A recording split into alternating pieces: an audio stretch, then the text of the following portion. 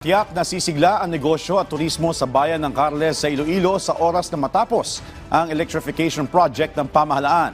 Yan ang binigyan diin ni House Speaker Martin Romualdez sa groundbreaking ceremony ng nasabing proyekto. Ang detalye sa balitang pambansa ni Marian Grace Ereñeta ng Radyo Pilipinas, Iloilo.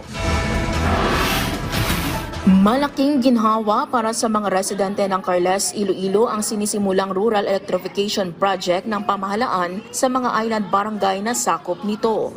Hindi na mahirap kung walang kuryente, walang power, dahil makagamit na kami ng mga appliances na gusto namin magamit. Maraming salamat po.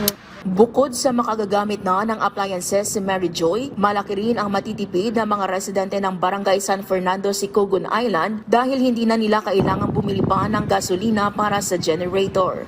Ito ang layunin ng pamahalaan kung kaya't naglaan ng 388 million pesos na pondo para sa istansya, Manlot, Kalagnaan, Sicogon Island Submarine Cable Interconnection Project na kinuha sa budget ng lokal na pamahalaan at National Electrification Administration. At dahil single biggest rural electrification project kung ituring ito ng pamahalaan, maraming isla ang magiging konektado sa mainland distribution grid kung saan higit sa 13,000 na household ang makikinabang dito.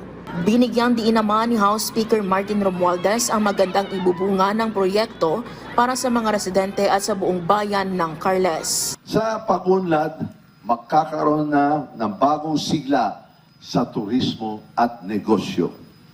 Mga estudyanteng nahihirapan sa pag-aaral, magkakaroon na ng access sa modern na teknolohiya.